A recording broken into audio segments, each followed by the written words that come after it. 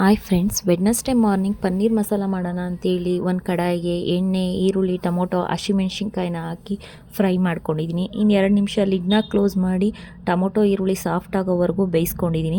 ಈರುಳ್ಳಿ ಟೊಮೊಟೊ ಕೂಡ ಸಾಫ್ಟಾಗಿ ಬೆಂದಿದೆ. ನಾನು ಇದನ್ನು ಒಂದು ಮಿಕ್ಸರ್ ಗ್ರೈಂಡರ್ಗೆ ಟ್ರಾನ್ಸ್ಫರ್ ಮಾಡ್ಕೊಂಡಿದ್ದೀನಿ. ಇದಕ್ಕೆ ಸ್ವಲ್ಪ ಗೋಡಂಬಿನ ಸೇರಿಸಿ ನೀಟಾಗಿ ಪೇಸ್ಟ್ ಮಾಡ್ಕೊಂಡಿದ್ದೀನಿ. ಇನ್ನೊಂದು ಫ್ರೈ ಪ್ಯಾನ್ಗೆ ಎಣ್ಣೆ, ಜೀರಿಗೆ, ಚಕ್ಕೆ, ಏಲಕ್ಕಿನ ಹಾಕಿ ಫ್ರೈ ಆದಮೇಲೆ ರುಬ್ಬಿಟ್ಕೊಂಡಿರೋಂಥ ಮಸಾಲೆನೂ ಕೂಡ ಸೇರಿಸ್ಕೊಂಡಿದ್ದೀನಿ.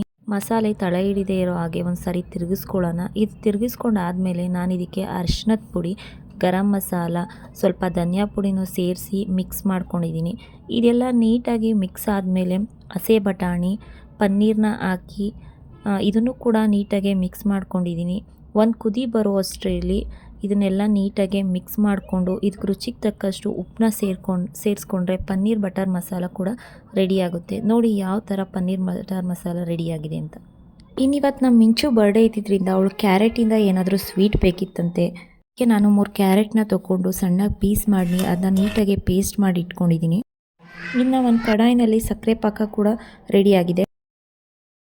ಕ್ಯಾರೆಟ್ ಜ್ಯೂಸ್ನ ಕೂಡ ಸೇರಿಸ್ಕೊಂಡಿದ್ದೀನಿ. ಇನ್ನೊಂದು ಬೌಲಲ್ಲಿ 1-2 ಸ್ಪೂನ್ನಷ್ಟು ಕ್ಯಾರೆಟ್ ಜ್ಯೂಸ್ಗೆ 4 ಸ್ಪೂನ್ ಕಾರ್ನ್ಫ್ಲೋರ್ನ ಹಾಕಿ ನೀಟಾಗಿ ಮಿಕ್ಸ್ ಮಾಡ್ಕೊಂಡಿದ್ದೀನಿ. ಇದನ್ನು ಕ್ಯಾರೆಟ್ ಮಿಶ್ರಣಕ್ಕೆ ಹಾಕ್ಕೊಂಡು ನೀಟಾಗಿ ಇದನ್ನು ಕೈಯಾಡಿಸ್ಕೊಳ್ಳೋಣ. ಇದು ಬೇಯಲಿಕ್ಕೆ 2 ಸ್ಪೂನ್ ತುಪ್ಪನೂ ಕೂಡ ಆ್ಯಡ್ ಮಾಡ್ಕೊಂಡಿದ್ದೀನಿ. ಇವಾಗ ಸ್ವೀಟ್ ಕೂಡ ರೆಡಿಯಾಗಿದೆ. ಮಿಂಚು ಬರ್ಡೇ ಕೇಕ್ ಕೂಡ ಕಟ್ಟಿಂಗ್ ಸೆಲೆಬ್ರೇಷನ್ ಕೂಡ ಶುರುವಾಗಿದೆ. ಈ ಸಾರಿ ಸಿಂಪಲ್ಲಾಗಿ ಮನೇಲೇ ಕೂಡ ಬರ್ಡೇನ ಮಾಡ್ಕೋತಾ ಇದ್ದೀವಿ. ಇನ್ನು ನಮ್ಮ ಕನಸು ಅಕ್ಕನಿಗೆ ಅಂತೇಳಿ ಗಿಫ್ಟ್ನ ಕೂಡ ತಂದಿದ್ಲು. ಇನ್ನು ಶ್ರೀಧರು ಮಗಳಿಗೆ ಇಷ್ಟ ಅಂತೇಳಿ ಕಬಾಬ್ನು ಕೂಡ ಅವರೇ ರೆಡಿ ಮಾಡ್ತಾಯಿದ್ರು. ಇನ್ನು ಫ್ರೆಂಡ್ಸ್ ಎಲ್ಲ ಊಟ ಮಾಡ್ತಾಯಿದ್ರು. ಇವತ್ತು ಸಿಂಪಲ್ಲಾಗಿ ಬಿರಿಯಾನಿ ಕಬಾಬ್ನ ಮಾಡ್ಕೊಂಡಿದ್ದು. Thank you.